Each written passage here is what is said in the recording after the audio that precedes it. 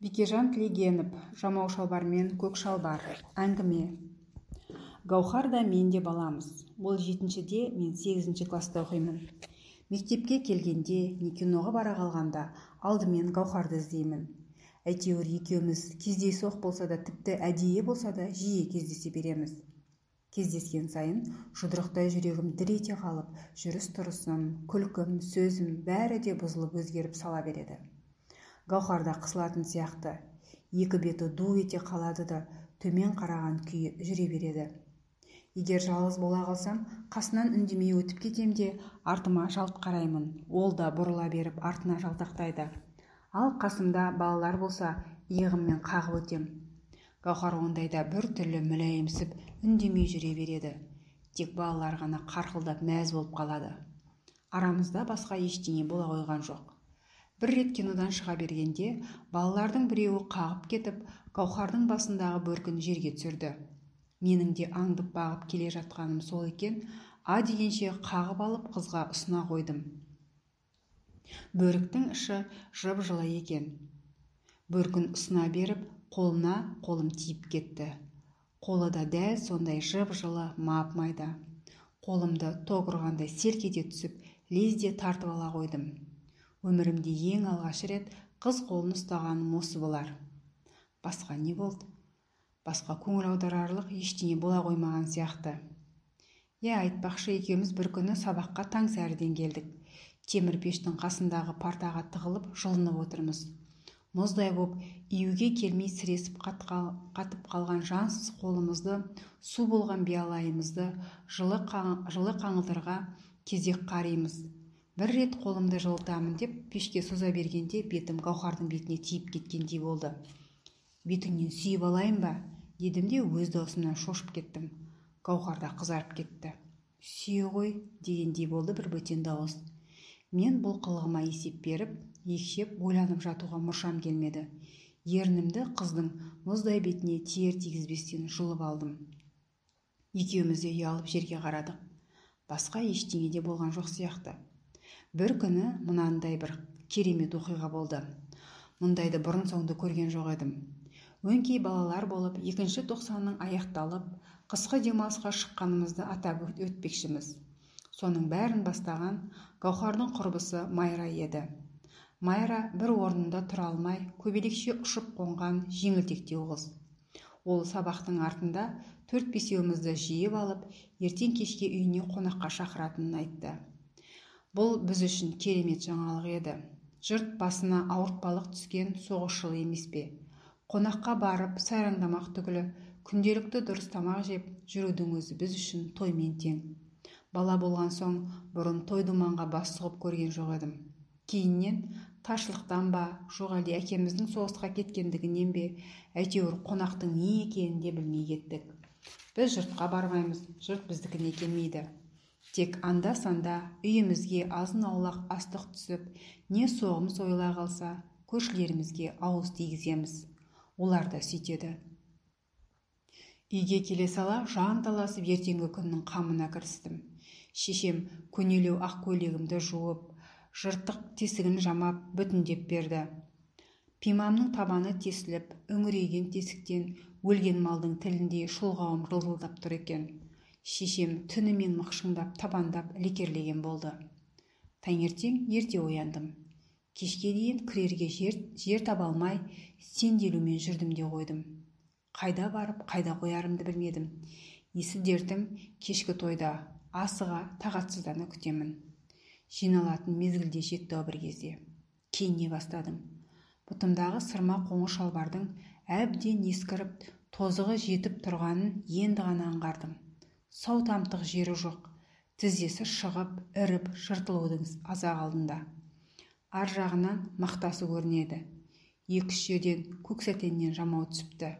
Соның өзінде де көңілдегіде жамалмай, көктеп қойған кендірдей қара жіптері көзге оғаш көрініп, бадырайып ақ тұр. «Мама, әкемнің әлгі барқыт шалбары қайда? Bir жол киіп барып келейін» дедім. Мамам айыпты болған баладай жаутаңдап маған қарай берді. Көз жанары кілегейленіп, суланып кетті. «Өткен базарда астық айырбастап жіберіп едім құлыным. жеп жатқанымыз сол ғой деді. Жылап жібере жаздадым. Кір қожалақ алаша пештің қасындағы шаңы бұрқыраған тулаққа отыра кеттім. Енді не істедім? Жыртық шалбармен қалай барам? Жұртқа қалай көрінем? Қорлық-ай. Көз жасыңа әкең келсе шалбар табылар. Несін уайымдайсың құлыным? Таршылық уақыт қой. Ескі шалбармен келдің деп ешкім сөкпес. Жұрттың бәрі бір ғой қазір, деп шешем маңдайымнан сипап жұбатқан болады. Расында да жұрттың қазір бір-бірінен асып-тасып кеткені шамалы. Бәрі де біркелкі қалт-құлт етіп өлместің күнін көруде. Соғыста жүрген туған туысқан жақындарының тілеуін тілейді. Біраз бұртиып отырдым да шешемнің алдап сулап жұбатқанымен қоңыр шалбарымды киіп Майранікіне қарай аяңдадым. Жолда Төкен кездесе кетті. Екеуміз бір класста оқимыз, түйдей құрдаспыз. Төкеннің әкесі ауылда, сельпо бастығы. Тамағы тоқ, киімі көк, уайымы жоқ сияқты. Кейде оған қызығамын да. Әкем ауылда болса, мен де Төкенге ұқсап алшаңдап жүрер едім ғой деп ойлаймын. Кейде ол ойымнан тез қайтамын. Тарығып қиыншылық көрерміз, қарнымыз да ашар.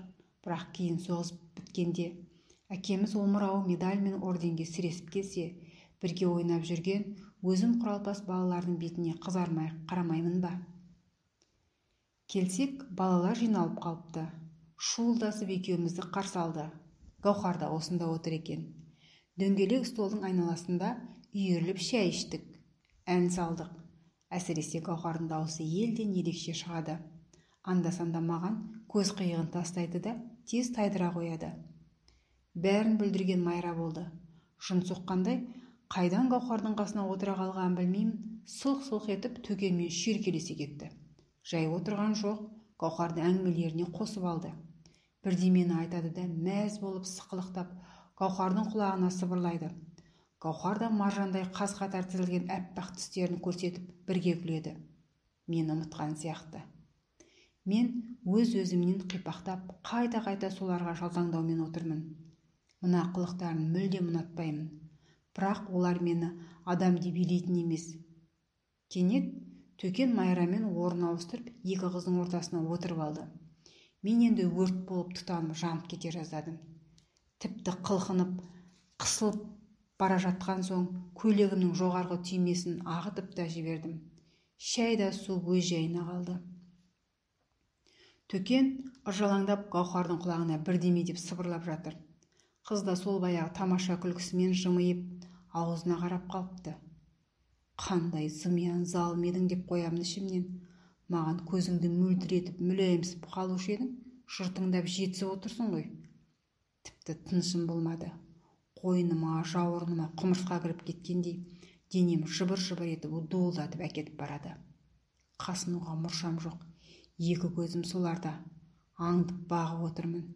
Егер Гаухар осы кезде қараса түрімнен шошып кетер ме еді, қайтер еді. Бірақ қарайтын түрі жоқ. Дүниенің бәрін ұмытқан сияқты. Қап, мына қыздың қорлығын-ай.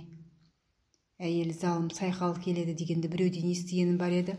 Сол осы екен-ау деп ішімнен өз философиямды соғып отырмын. Біраздан соң алдымызға ет те келіп қалды. Әйтеуір ырымы да әйтпесе бір асым ет қайсымызға жетсін. Жұрт лезде-ақ жалап жоқтап қойды.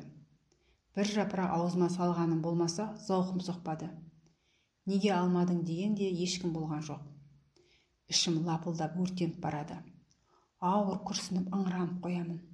Бірақ ыңыранбақ түгілі ырылдасам да қарайтын Гаухар жоқ. Қап, сендей пәтуасызды сүйіп жүрген мен де ақымақ екенмін деп қоямын. Өмір деген алдамшы екен-ау деп тағы да өз философияма көшемін. Мұны да біреуден естігенім бар. Стол жиналды да іле-шала терезе жақтан патефонның даусы шықты. Әбден қаусаған ескі патефон ирелеңдеген қисық мойнын біреу сығымдап қылқындырып жатқандай қырылдап барылдап адамның жүйкесіне тиеді. Майра жаңа пластинка жіберді де өзі секеңдеп ортаға шықты. Еденді тарсылдатып шаңын аспанға көтерді де Төкеннің алдына барып қолды аяққа тұрғызбай ортаға алып шықты. Екеуі аядай үйді бастарына көтерді. Енді аңғардым. Төкеннің аяғында қонышы гармонша шиырылған жып-жылтыр қара етігі бар екен. Жеңіл болу керек, аяғы аяғына жұқпай лып-лып етеді. Әсіресе бірден көзге шалынғаны көкпеңбек галифе шалбары болды.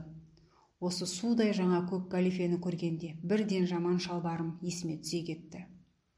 Көк галифенің қасында тым ұсқынсыз жүдеу екен. Әр жерден жапсырылған көк жамаулар қайыршының дорбасындай қылып жіберіпті. Жұрттың арасынан сытылып шеткерірек бұрышқа таман барып тұрдым. Бүгінгі қорлық шымбайыма тым батып кетті. Қалқиған бастардың арасынан алқынып демалған Төкенмен мәз болып жетісіп тұрған Гауһарды көремін. Ызаланып кеттім. Отыра қалып жер теуіп еңіреп жылап жібергім де келеді. Әкемнің жоқтығы енді батқан сияқты. Соғыстың дәл маған көрсеткен қорлығы мен зардабын осы арада сездім. Ішімнен Төкен мен Гауһардың түгін қалдырмай сыбап, балағаттап жатырмын. Сен ақымақ қыздың көз құртын жеген ана жылтыр етікпен көк шалбар ғой деймін. Төкенде құр қалған жоқ, сыбағасын алып жатыр. Маубас, көк ми, бар мақтанышың, бар артықшылығың бұтыңдағы көк шалбарың ғой деп, оның да жер-жебіріне жеттім. Бір кезде Гауһар маған көз қиығын тастады. Шошып кетті-ау деймін. Жалма-жан күлкісін тия қойды. Көзі бажырайып мен жаққа қарай береді. Төкен қасына келіп тағы да бірдеме деп еді, бұл жолы күлмеді де үндемеді. Әрі-беріден соң кетіп қалып, аулағырақ барып тұрды. Мен енді қаһарыма мінейін дедім. Бұлқан-талқан бүлкініп, киініп сыртқа шықтым. Бұл өзімше қызға қыр көрсеткенім. Қатты жел соғып, борасын борап тұр. Қарды омбылап, төтесіне үйге қарай тарттым. Осы кезде артымнан айғайлап шақырған біреудің дауысы естілді. Жүгіріп келе жатқан Гауһар екен. «Қайрат, тұра тұр!» деген дауысы жел гуілінің арасынан үзіліп естіледі. Тоқтамай жүре бердім. Қыз мені қуып жетіп, иығымнан тартты. «Немене, не керек?» «Мен де үйге қайтамын, жалғыз қорқамын», деді Гауһар мүләйімсіп. Дауысы дірілдеп әзер шықты. «Қорықсаң қайтейін, бар ана көк шалбарға, сонымен қайтарсың», дедім жұлқынып. «Қайдағы көк шалбар, не деп тұрсың?» Мен ыза болдым. Қаным қайнап кетті. Түтігіп өлердей өршеленіп, аузыма келгенін айтып қалып жатырмын. «Қалай ұялмайсың? Соғыс болса мынау. Не болды саған? Не көрінді соншама? Мені ештеңені түсінбейтін мылқау деп ойлайсың ба? Соғыс бітсе бәрі де болады ғой», дедім боранмен жарыса айғай салып. «Қайрат, о не дегенің?» деді Гауһар менің айтқаныма онша түсінбей. Дауысы жыламсырап естіледі. Бірақ дәл қазір мені елжіретіп жібіте қоюы қиын еді. Қайырылмастан, ләм деп жауап қатпастан, Гауһарды қара түнектің арасына қалдырдым да жүре бердім. Булығып кеттім. Тістеніп, долданып жылап келемін. Фуфайкамның алды аңқиып ашылып қалды. Суық жел кеулеп денемді қарыды. Бірақ боранды елейтін емеспін. Барлық қайғыма сол кінәлі де өршеленіп қарсы жүремін. Бүкіл әлемге, қыздарға, соғысқа арза емеспін. Қарғап, сілеп, солқылдап еңіреп келемін. Бірақ көзден жас шығып үлгермейді. Суық жел кірпігіме қалтырап, жабыстырып тастайды. Көзімді қысып, қолыммен кірпікке қатқан жасты ысырып сілкіп тастаймын.